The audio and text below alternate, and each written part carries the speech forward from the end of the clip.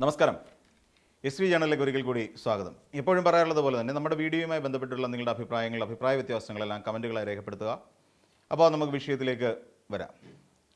ഏറ്റവും പ്രധാനപ്പെട്ട വിഷയം ഇന്ന് CPM അല്ലെങ്കിൽ LDFനെ SDPI പിന്തുണയ്ക്കുന്നു എന്നുള്ളതാണ് ഏറ്റവും പ്രധാനമായി ഇന്ന് ചർച്ച ചെയ്തുകൊണ്ടിരിക്കുന്നത്.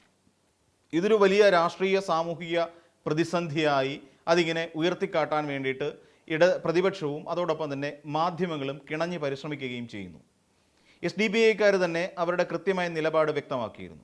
SDPIയെ സംബന്ധിച്ചിടത്തോളം കേരളത്തിൽ എവിടെ മത്സരിച്ചിരുന്നാലും മിക്കവാറും എല്ലാ മണ്ഡലങ്ങളിലും സ്ഥാനാർത്ഥിയെ നിർത്തി കഴിഞ്ഞാലും അവർക്കൊക്കെ ഒരു 5% വരുന്ന വോട്ടുകൾ പിടിച്ചെടുക്കാൻ കഴിയുമെന്ന ഉറച്ച വിശ്വാസം SDPI എന്ന് പറയുന്ന ഒരു രാഷ്ട്രീയ കക്ഷിക്ക് ഉണ്ട്.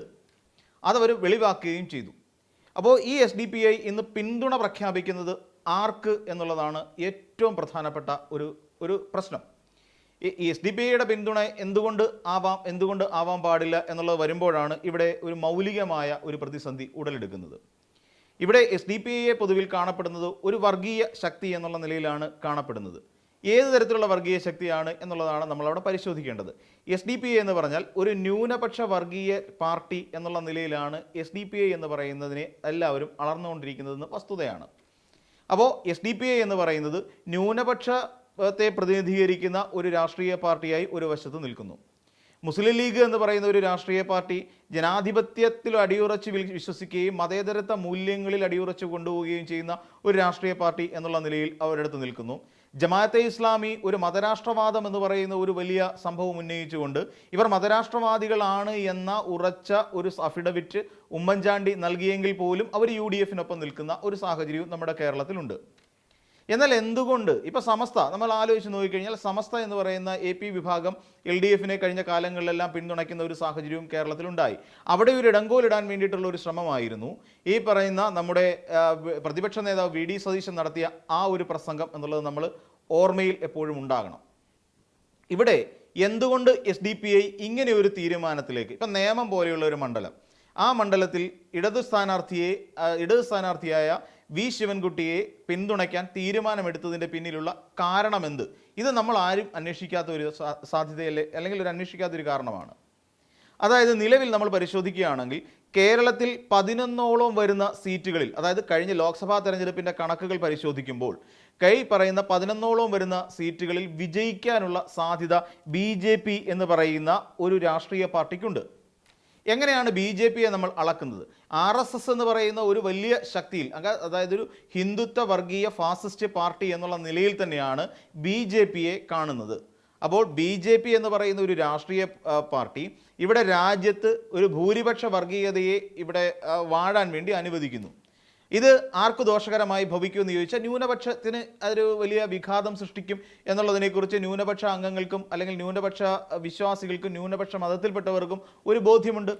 ഇപ്പം നമുക്കറിയാവുന്ന പോലെ വിദേശ സംഭാവന സ്വീകരിക്കുന്നതുമായി ബന്ധപ്പെട്ടുകൊണ്ടുള്ള നിയമത്തിൽ ഭേദഗതി വരുത്താൻ ഉദ്ദേശിക്കുന്നു. അപ്പോൾ ഇത് ഇവിടെ ഉണ്ടാകുന്ന ക്രിസ്തീയ സമുദായങ്ങളെ അത് ബാധിക്കുന്നു, സഭകളെ ബാധിക്കുന്നു, അതുപോലെ മുസ്ലിം സംഘടനകളെ, മുസ്ലിം വിശ്വാസികളെ, മുസ്ലിം അതോടൊപ്പം തന്നെ സ്ഥാപനങ്ങളെ അത് ബാധിക്കുന്നു. എങ്ങനെ ബാധിക്കുന്നു എന്ന് ചോദിച്ചു കഴിഞ്ഞാൽ ഈ പറയുന്ന സംഭവങ്ങൾ, അതായത് ഇങ്ങനെ ഒരു നിയമം, ഈ റെഗുലേഷൻ ആക്ട് നടപ്പിലാകുമ്പോൾ, FCRA എന്ന് പറയുന്ന ഈ ഒരു ആക്ടിൻ്റെ ഇത് നടപ്പിലാകുമ്പോൾ ഇതുമായി ബന്ധപ്പെട്ട് FCRA എന്ന് പറയുന്ന ലൈസൻസ് പുതുക്കുകയോ റദ്ദ് ചെയ്യപ്പെടുകയോ ചെയ്തു കഴിഞ്ഞാൽ അതിൻ്റെ ഒരു നിശ്ചിത കാലയളവിനുള്ളിൽ ഇത് അതായത് പുതുക്കാൻ വിട്ടുപോവുക തുടങ്ങിയ അതിൻ്റെ കാലാവധി തീരുകയൊക്കെ ഉണ്ടല്ലോ. അപ്പോൾ ആ പുതുക്കുകയോ റദ്ദ് ചെയ്യപ്പെടുക, അങ്ങനെ ആ ഒരു സമയത്ത് ഇതിൻ്റെ ഒരു കാലാവധിക്കുള്ളിൽ ഇതിനെ ഏറ്റെടുക്കാനും ഉള്ള ഒരു അവസരമായി സർക്കാർ ഇതിനെ ദുരുപയോഗം ചെയ്യുമെന്നുള്ളതാണ് ഇത് എതിർക്കപ്പെടുന്നതിന് പ്രധാനപ്പെട്ട കാരണം. അതായത് ഉദാഹരണം പറഞ്ഞു കഴിഞ്ഞാൽ ഒരു ക്രിസ്ത്യൻ പള്ളിയിൽ ഇതുമായി ബന്ധപ്പെട്ട് FCRA ലൈസൻസ് ഉള്ള ഒരു പള്ളിയാണ് എന്ന് തന്നെ വിചാരിക്കുക, അല്ലെങ്കിൽ ഒരു സഭയാണ് എന്ന് വിചാരിക്കുക. അപ്പോൾ വിദേശങ്ങളിൽ നിന്ന് ഫണ്ട് ധാരാളമായി സ്വീകരിക്കുന്നു. ഇവരുടെ FCRA ലൈസൻസ് അതിൻ്റെ കാലാവധി കഴിഞ്ഞു നിൽക്കുന്ന ഒരു സാഹചര്യം, അല്ലെങ്കിൽ അത് റദ്ദ് ചെയ്യപ്പെട്ട ഒരു സാഹചര്യം. ഈ സാഹചര്യത്തിൽ ഒരു നിശ്ചിത കാലയളവിനുള്ളിൽ ആ കാലയളവ് എത്രയാണ് എന്നുള്ള കാര്യം ഇവർ പറയുന്നില്ല എന്നുള്ളതാണ്, സർക്കാർ പറയുന്നില്ല. ഇപ്പോൾ ഒരാഴ്ചയ്ക്കുള്ളിൽ അങ്ങനെയാണെങ്കിൽ ആ ഒരാഴ്ച സമയം കൊണ്ട് ഇവർക്ക് ആ ലൈസൻസ് പുതുക്കാൻ സാധിക്കുമെന്നുള്ളതാണ്. അപ്പോൾ പുതുക്കി കഴിയുമ്പോൾ ഇതിൻ്റെ ഭരണാവകാശമോ മേൽനോട്ട അവകാശമോ മറ്റാരിലേക്കും പോകുന്നില്ല, ഇവരിലേക്ക് തന്നെ നിൽക്കും. അതേസമയം കാലാവധി പ്രഖ്യാപിക്കുന്ന ചിലപ്പോൾ 1 മാസം കാലാവധി എന്ന് കരുതി കഴിഞ്ഞാൽ ഒന്ന് ആലോചിച്ച് നോക്കൂ, ഇവർക്ക് ഇതിനിടയിലേക്ക് പെട്ടെന്ന് ഈ പറയുന്ന സഭയുടെ എല്ലാ പ്രോപ്പർട്ടീസും, അതായത് ഇതുമായി ബന്ധപ്പെട്ട് ഭാഗികമായിട്ടെങ്കിലും വിദേശ സഹായത്തോടു കൂടി നിർമ്മിക്കപ്പെടുന്ന ഏതൊരു വസ്തുവിൻ്റെയും ഓണർഷിപ്പ് അല്ലെങ്കിൽ മേൽനോട്ട അവകാശം ഒരു അതോറിറ്റിയിലേക്ക് പോകുന്നു. ക്രമേണ ഈ അതോറിറ്റിക്ക് ഈ സ്ഥാപനത്തെ ഏറ്റെടുക്കാനും കഴിയുന്നു എന്നുള്ളതാണ് FCRA അമെൻമെൻറ്റ് വരുമ്പോൾ ഇവിടെ സംഭവിക്കാൻ പോകുന്നൊരു കാരണം. അപ്പോൾ ആ രീതിയിലെല്ലാം ഇവിടെ ന്യൂനപക്ഷങ്ങളെ പീഡിപ്പിക്കാൻ ശ്രമിച്ചുകൊണ്ടിരിക്കുന്ന BJP സർക്കാരിനെതിരായി ഇന്ന് രാജ്യത്തോ അല്ലെങ്കിൽ നമ്മുടെ സംസ്ഥാനത്തിനകത്ത് നിന്നുകൊണ്ടോ പോരാടാനുള്ള ഒരേ ഒരു ശക്തിയായി LDFനെ അല്ലെങ്കിൽ ഇടത് പാർട്ടികളെ ഇവിടുത്തെ ന്യൂനപക്ഷങ്ങൾ കാണുന്നു എന്നുള്ളതാണ് ഏറ്റവും പ്രധാനപ്പെട്ട ഒരു കാര്യം. അതുകൊണ്ട് തന്നെയാണ് നേമം പോലെ ഒരു മണ്ഡലത്തിൽ അവർ തന്നെ വെളിപ്പെടുത്തുന്നൊരു കാര്യമുണ്ട്. നേമം മണ്ഡലത്തിൽ ശരിക്കും പറഞ്ഞാൽ ഒരു പോരാട്ടം നടക്കുന്നത് അവിടുത്തെ UDFും BJPയും തമ്മിലല്ല, മറിച്ച് LDFും BJPയും തമ്മിലാണ് അവിടെ മത്സരം നടക്കുന്നത്. സോ അവിടെ LDFും BJPയും തമ്മിൽ മത്സരം നടക്കുന്ന മണ്ഡലങ്ങളിൽ തീർച്ചയായും ഈ പറയുന്ന SDPIക്കാർ അവിടുത്തെ പ്രാദേശിക ഘടകങ്ങളുടെ രീതി അനുസരിച്ച് അവിടുത്തെ LDFനെ പിന്തുണയ്ക്കാൻ അവർ തീരുമാനിച്ചു കഴിഞ്ഞു.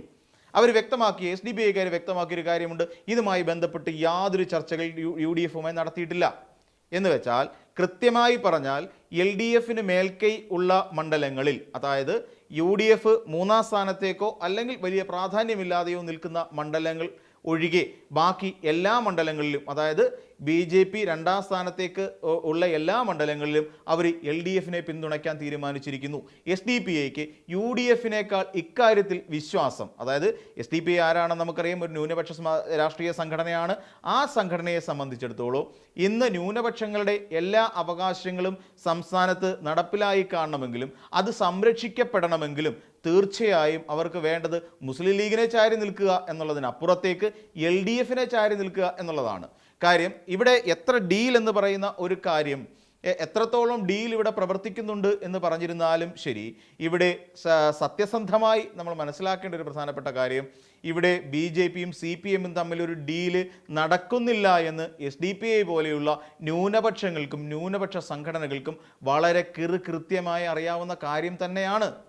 അപ്പോൾ ഈ കാര്യങ്ങൾ നിലനിൽക്കുന്നത് കൊണ്ട് തന്നെയാണ് ഇപ്പോൾ SDPI ഇങ്ങനെയൊരു തീരുമാനമെടുത്തിരിക്കുന്നത്. അതായത് CPMന് അല്ലെങ്കിൽ ഇടത് പാർട്ടികൾക്ക് പ്രാധാന്യമുള്ള പ്രദേശങ്ങളിൽ BJP ഒരു ശക്തിയായി വിജയിച്ച് കയറാതിരിക്കാൻ വേണ്ടി അത്തരം മണ്ഡലങ്ങളിൽ ഒരു പിന്തുണ പ്രഖ്യാപിക്കുന്നു LDFന്. എന്നാൽ ഇവിടെ മറ്റൊരു തലത്തിലാണ് ശരിക്കും പറഞ്ഞാൽ UDF ഇതിനെ കാണുന്നത്. UDF ഇതിനെ കാണുന്നത് അല്ലെങ്കിൽ ഈ പറയുന്ന മത തീവ്രവാദ സംഘടനകളുടെ അല്ലെങ്കിൽ ഇത്തരം ന്യൂനപക്ഷ സംഘടനകളുടെ പിന്തുണ ആവശ്യമില്ല എന്ന് LDFനെ കൊണ്ട് ഏതെങ്കിലും വിധത്തിൽ പ്രഖ്യാപിപ്പിക്കുക എന്നുള്ളതാണ് UDFുകാർ എടുത്തിരിക്കുന്ന ഒരു തന്ത്രം. അതിനുവേണ്ടി പ്രൊവോക്ക് ചെയ്യുന്ന തരത്തിലുള്ള ചോദ്യങ്ങൾ ചോദിക്കുക, മുഖ്യമന്ത്രിയോട് ആ രീതിയിലുള്ള ചോദ്യങ്ങൾ ഉന്നയിച്ചുകൊണ്ട് മുഖ്യമന്ത്രിയെ വിഷമവൃത്തത്തിലാക്കുക, അല്ലെങ്കിൽ അങ്ങനെ ഒരു വിഷമവൃത്തത്തിലാക്കി എന്ന് പറയുന്ന തരത്തിലുള്ള ഒരു പ്രതീതി ജനിപ്പിക്കുക തുടങ്ങിയ കാര്യങ്ങളാണ് ഇപ്പോൾ പ്രധാനമായും ഇവർ ചെയ്തുകൊണ്ടിരിക്കുന്നത്. അക്ഷരാർത്ഥത്തിൽ അവരെന്തുകൊണ്ട് ഇപ്പോൾ ഒരാളെ പിന്തുണയ്ക്കണമെന്ന് തീരുമാനിച്ചിരിക്കുന്ന SDPI പോലുള്ള രാഷ്ട്രീയ പാർട്ടിയാണ്. അപ്പോൾ അവരുടെ പിന്തുണ വേണോ വേണ്ടയോ എന്നുള്ള കാര്യത്തിൽ എങ്ങനെയാണ് ഒരു രാഷ്ട്രീയ പാർട്ടിക്ക് അല്ലെങ്കിൽ ഒരു മുന്നണിയെ സംബന്ധിച്ചിടത്തോളം ഞങ്ങൾക്ക് അത് പറ്റില്ല എന്ന് പറയാനുള്ള കാരണം? ഞങ്ങൾക്ക് നിങ്ങളുടെ പിന്തുണ വേണ്ട എന്ന് ഏതെങ്കിലും ഒരു മുന്നണി പറയുമോ? ഇവിടെ ജമാഅത്തെ ഇസ്ലാമിയും SDPIയും എല്ലാവരും കൂടി പിന്തുണച്ച ഒരു ടീമാണല്ലോ UDF കഴിഞ്ഞ നിലമ്പൂർ ഉപതെരഞ്ഞെടുപ്പ് കാലത്തും അതിനു മുൻപും ഒക്കെ. അപ്പോൾ എപ്പോഴെങ്കിലും പറഞ്ഞിരുന്നോ ഞങ്ങൾക്ക് ഇവരുടെ ആരുടെയും പിന്തുണ വേണ്ട എന്ന്? അപ്പം അവിടെ പിന്തുണ വേണ്ട എന്ന് പറഞ്ഞതുകൊണ്ട് ഏതെങ്കിലും തരത്തിൽ UDF എന്ന് പറയുന്ന സംഘടന ചാപ്പയടിക്കപ്പെട്ടിട്ടേയില്ല. പക്ഷേ ഇത്തവണ ഇവിടെ എന്തുകൊണ്ടാണ് LDFന് നേരെ മാത്രം ഈ രീതിയിലൊരു അക്രമം നടക്കുന്നത്? ഇവിടെ നമുക്കറിയാം, ഈ പറയുന്ന പോലെ കേരളത്തിലെ ഭൂരിപക്ഷ വർഗീയ സമുദായത്തിൽ അല്ലെങ്കിൽ ഭൂരിപക്ഷ സമുദായത്തിൽപ്പെട്ട NSSും SNDPയും ഒക്കെ LDFന് പിന്തുണ പ്രഖ്യാപിക്കുന്ന സാഹചര്യം ഉണ്ടായി. അത് എപ്പോഴാണ് നമുക്കറിയാം, ഇവിടെ ആഗോള അയ്യപ്പ സംഗമത്തിന് ശേഷം. അപ്പോൾ അങ്ങനെ പിന്തുണ പ്രഖ്യാപിച്ച സാഹചര്യത്തിൽ അവിടെ ഒരു ഇങ്ങനെ ഇവരെല്ലാം കൂടി ഇവിടെ ഒരു ഹിന്ദു വർഗീയതയാണ് അല്ലെങ്കിൽ ഹിന്ദു വർഗീയ അജണ്ടയാണ് LDF നടപ്പിലാക്കാൻ ശ്രമിക്കുന്നത് എന്നുള്ള തരത്തിലുള്ള ഒരു നരേറ്റീവ് ഇവിടെ ഒരുക്കാൻ ശ്രമിച്ചു. അതിനുശേഷം എന്ന് വെച്ചാൽ ഇങ്ങനെ വരുമ്പോൾ പ്രധാനമായിട്ടും ന്യൂനപക്ഷ വോട്ടുകളെല്ലാവരും തങ്ങളിലേക്ക് ഏകോപിപ്പിക്കാനുള്ള ശ്രമം വളരെ കൃത്യമായി UDF നടത്തി എന്നുള്ളതാണ്. അപ്പം UDF ഈ സാഹചര്യത്തിൽ ഈ നിയമസഭാ തെരഞ്ഞെടുപ്പുമായി ബന്ധപ്പെട്ടുകൊണ്ട് ഈ ന്യൂനപക്ഷ പാർട്ടികളിൽ നിന്നുള്ള എല്ലാ വോട്ടുകളും തങ്ങൾക്ക് അനുകൂലമായി തന്നെ ഉണ്ടാകുമെന്ന് ഉറപ്പിച്ച് വിശ്വസിച്ചു. അപ്പോൾ അങ്ങനെ ഉറപ്പിച്ച് വിശ്വസിച്ച് നിൽക്കുന്ന ആ സാഹചര്യത്തിലാണ് പെട്ടെന്ന് SDPI ഇങ്ങനെ ഒരു മറുകണ്ഠം ചാടൽ നടത്തുന്നത്. AP വിഭാഗം ഇങ്ങനെ ഒരു തീരുമാനം കഴിഞ്ഞ കാലങ്ങളിലായി തീരുമാനമെടുക്കുന്നത്. അപ്പോൾ അവരെ കൂടി തെറ്റിദ്ധരിപ്പിക്കാൻ വേണ്ടിയാണ് ഇവിടെ ഹിന്ദു വർഗീയതയെ പ്രോത്സാഹിപ്പിക്കുന്ന ഒരു സർക്കാരാണെന്നും അവർ അല്ലെങ്കിൽ ആ ഒരു മുന്നണിയാണ് LDF എന്നും ആ LDFും LDFിലെ പ്രമുഖ കക്ഷിയായ CPM BJPയുമായി സന്ധി ചെയ്യാൻ ശ്രമിച്ചുകൊണ്ടിരിക്കുകയാണ് എന്ന് പറയുന്ന ഒരു നരേറ്റീവ് കൊടുക്കുന്നത്.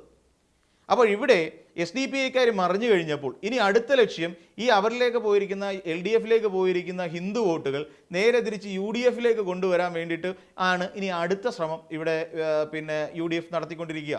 ഇങ്ങനെ തുടങ്ങിയ ഒരു വ്യാപകമായ ഒരു പ്രത്യേക തരത്തിലുള്ള ഒരു പരിപാടികളാണ് ഇപ്പം UDF എന്ന് വെച്ചാൽ കൃത്യമായി പറഞ്ഞു കഴിഞ്ഞാൽ UDF വല്ലാത്ത ഒരു പൊളിറ്റിക്കൽ ഗെയിമാണ് ഇപ്പോൾ ഇവിടെ നടത്തിക്കൊണ്ടിരിക്കുന്നത്. വല്ലാത്ത ഒരു രാഷ്ട്രീയ പരിപാടികൾ, രാഷ്ട്രീയമായ അസ്ഥിരതയാണ്.